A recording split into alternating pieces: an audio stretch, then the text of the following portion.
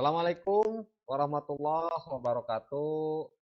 Welcome back to my lesson History of General 11 class Madrasah Aliyah Karya Madani.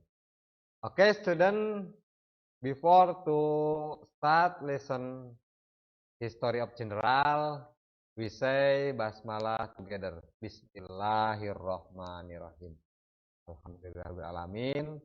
Anak-anakku, kembali lagi di materi sejarah peminatan atau sejarah umum kelas 11 ya. Ini mata pelajaran yang baru ya bagi saya sendiri, pengalaman yang baru. Mudah-mudahan pengalaman ini bisa menjadikan sebuah ilmu ya bagi semuanya. Kita sharing bersama di pelajaran sejarah peminatan atau sejarah umum. Oke anak-anakku, kelas 11 di materi pertama bab 1 itu kita akan membahas tentang bagaimana Indonesia dulu pernah berdiri kerajaan-kerajaan, baik kerajaan yang bercorakan Hindu-Buddha atau kerajaan yang bercorakan Islam. Untuk bab pertama ini kita akan membahas tentang kerajaan-kerajaan maritim di Indonesia pada masa Hindu-Buddha. Ya. Ada sedikit pesan bahwa sejarah itu akan mempengaruhi kehidupan masa kini dan masa yang akan datang.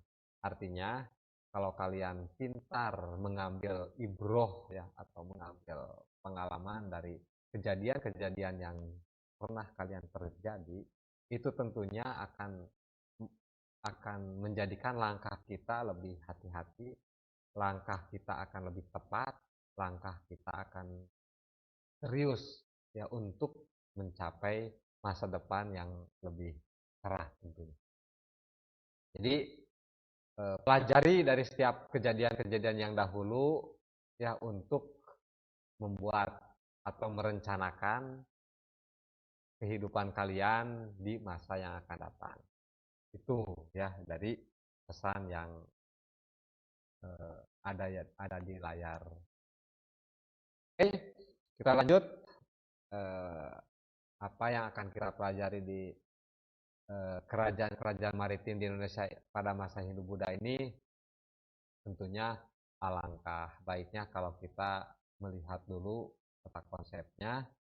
Ini merupakan peta konsep yang akan kita pelajari di kerajaan-kerajaan maritim Indonesia pada masa Hindu-Buddha. Tentunya kita akan membahas bagaimana pengaruh dari Hindu-Buddha ini terhadap kerajaan-kerajaan yang ada, yang tumbuh di Indonesia. Ya. Terus mulanya bagaimana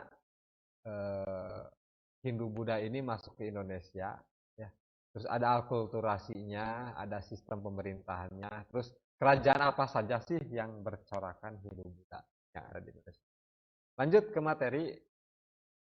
Ya, sebelum kita materi, ini ada sebuah tayangan ya, ada sebuah penjelajah bukti bahwa kerajaan Hindu-Buddha ini pernah ada di Indonesia. Kita langsung saja, pakai Borobudur. Anak-anakku, bagaimana penjelajahan dari potret salah satu peninggalan kebudayaan dari Hindu-Buddha yang ada di Indonesia. Dan Borobudur Temple ini merupakan salah satu 7 keajaiban dunia. Kita lanjut. Ya. Jadi untuk memahami tentang proses kerajaan-kerajaan maritim yang ada di Indonesia, tentunya kita harus mengetahui awal mulanya kepercayaan Hindu-Buddha ini masuk ke Indonesia. Ya. Jadi yang pertama kita akan membahas tentang jalur masuknya Hindu-Buddha Indonesia. jalur masuknya Hindu-Buddha ke Indonesia itu ada dua, ada jalur darat dan ada jalur laut. Penyebaran pengaruh Hindu-Buddha di Indonesia melalui jalur darat mengikuti para pedagang lewat jalur sutra. Ya, jalur sutra itu jalur yang daerahnya itu rata-rata memiliki kekayaan yang luar biasa atau hasil tanah, hasil bumi yang luar biasa. Yaitu membentang dari India Utara menuju Bangladesh, Myanmar, Thailand, semenanjung Malaysia, dan kemudian datang ke Indonesia. Tuh, bisa dilihat dari peta, ini merupakan proses masuknya kepercayaan Hindu-Buddha yang ada di Indonesia. Yang kedua, jalur laut. Jalur laut merupakan pengaruh Hindu-Buddha yang datang ke Indonesia itu melalui atau dilakukan dengan mengikuti rombongan kapal pedagang yang bisa beraktivitas pada jalur India-Cina. Ya, rute pelayaran dimulai dari India menuju Myanmar, menuju Thailand, semenanjung Malaya, dan berakhir di Indonesia. Ya, kebetulan Indonesia ini memiliki selat Selat Malaka, yang dimana Selat Malaka ini merupakan selat atau jalur sutra, yang disebut jalur sutra, ya. Jadi nanti semua pelayaran yang dilakukan oleh orang-orang luar negeri itu pasti akan transit di Selat Malaka ini, ya. Sehingga Selat Malaka ini sangat strategis sekali. Sudah dijelaskan bahwa kalau ingin menguasai Indonesia, maka kuasai dulu Selat Malaka. Gitu. Ini bisa kita lihat di peta bahwa bagaimana yang warna merah itu merupakan jalur darat dan yang warna hitam itu merupakan jalur laut. Bagaimana proses masuknya kepercayaan Hindu-Buddha yang masuk ke Indonesia. Terus selain proses masuknya ada juga jalur, ya, jalur atau teori-teori yang mengatakan kepercayaan Hindu-Buddha datang ke Indonesia. Yang pertama yaitu teori Brahmana, di mana teori Brahmana ini menjelaskan bahwa masuknya kepercayaan Hindu-Buddha ke Indonesia ini dibawa oleh para kaum Brahmana, atau kalau bahasa Islamnya itu oleh para kiai, ya, oleh para pemuka agama, oleh para yang paham terhadap agama. Jadi ketika para pemuka agama yang mengikuti jalur pelayaran datang ke Indonesia, ya, karena dia memiliki keyakinan untuk menyampaikan atau untuk menerapkan keyakinannya, sehingga masyarakat kita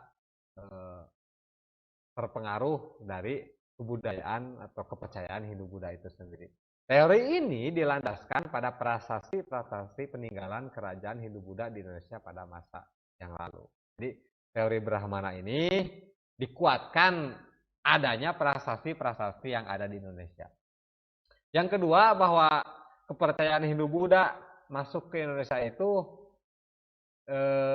yang kedua itu teori kesatria. Ya, teori kesatria ini merupakan teori yang dikemukakan oleh Briggs McKenzie, ya, dan J.L. Mones, ya. Dalam teori ini dijelaskan bahwa golongan bangsawan lah yang membawa kepercayaan Hindu-Buddha ke Indonesia, ya, dengan pengaruh bahwa kesatria ini datang ke Indonesia ketika kesatria ini memiliki kepercayaan Hindu-Buddha, maka ada yang lewat menikah, ada yang lewat ada yang lewat dengan kagumnya gitu. Tuh, jadi tentang bagaimana teori kesatria ini menjelaskan proses masuknya Hindu-Buddha ke Indonesia. Yang ketiga, teori Waisa. Teori Waisa ini dikemukakan oleh N.J. Krom, ya, di mana teori ini menjelaskan bahwa masuk berkembangnya pengaruh Hindu-Buddha di Indonesia dibawa oleh orang-orang India berkasta Waisa atau golongan pedagang, ya. Golongan pedagang dengan membawa kepercayaan Hindu-Buddha datang ke Indonesia. Di Indonesia berinteraksi dengan masyarakat pribumi, ada yang menikah seperti yang tadi, ya. Ketika berinteraksi, maka ada ketertarikan masyarakat Indonesia untuk menganut kepercayaan Hindu-Buddha itu sendiri. Dan yang terakhir, teori masuknya kepercayaan Hindu-Buddha di Indonesia itu adalah teori arus balik. Teori arus balik ini dikemukakan oleh FDK Bos, ya. Jadi FDK Bos mengatakan bahwa teori masuknya Hindu-Buddha ke Indonesia ini berasal dari masyarakat Indonesia itu sendiri, ya. Masyarakat Indonesia sendiri datang ke India mempelajari tentang kepercayaan Hindu-Buddha, setelah paham balik lagi ke Indonesia, dan di Indonesia ini mengajarkan atau menyebarkan pengaruh Hindu-Buddha ini. Ini 4 teori yang menjelaskan bagaimana masuknya kepercayaan Hindu-Buddha yang ada di Indonesia. Kita lanjut. Nah, kita akan lanjut, ini akan sedikit membahas kerajaan-kerajaan maritim di Indonesia pada masa Hindu-Buddha, ya, atau kerajaan-kerajaan maritim di Indonesia yang berakulturasi dari kepercayaan Hindu-Buddha. Kerajaan yang pertama bahwa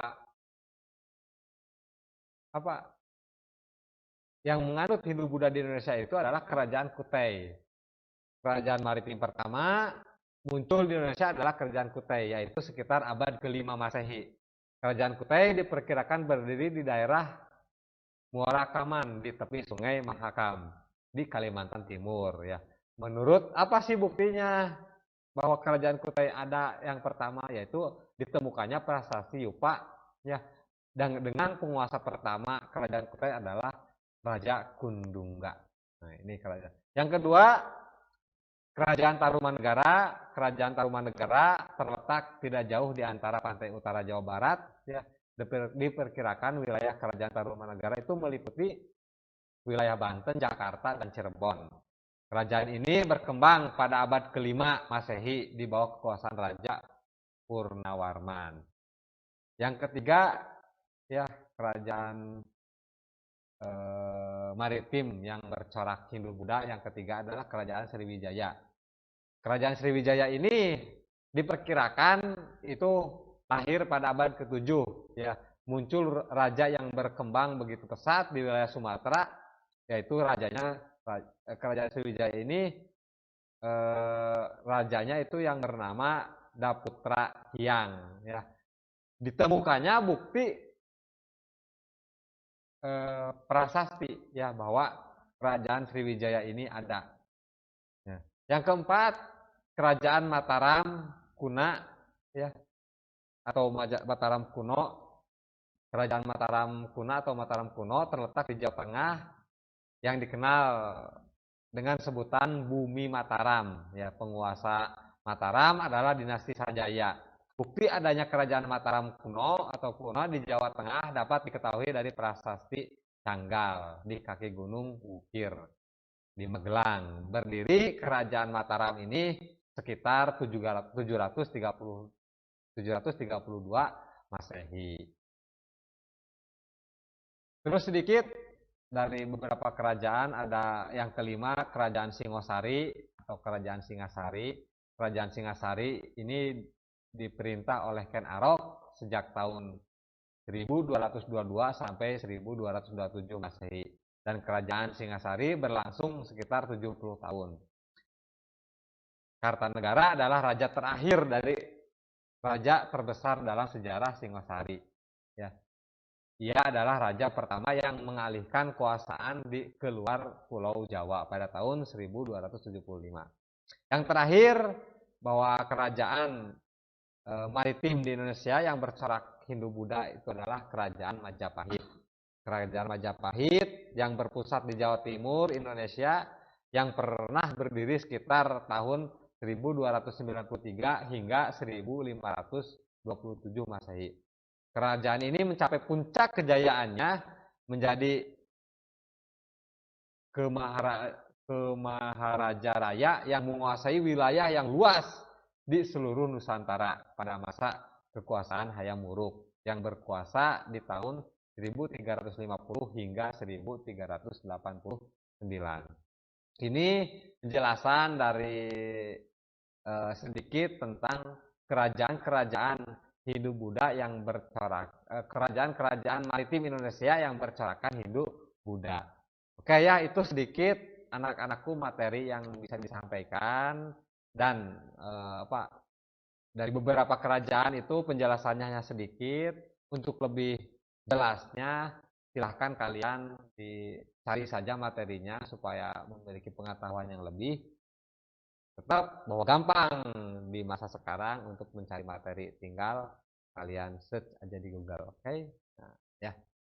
Itu penjelasan materi singkat tentang kerajaan-kerajaan yang bercorakan Hindu-Buddha di Indonesia. Untuk pertemuan selanjutnya kita akan membahas tentang bagaimana akulturasi, bagaimana hasil budaya dari kerajaan-kerajaan yang bercorak Hindu-Buddha di Indonesia.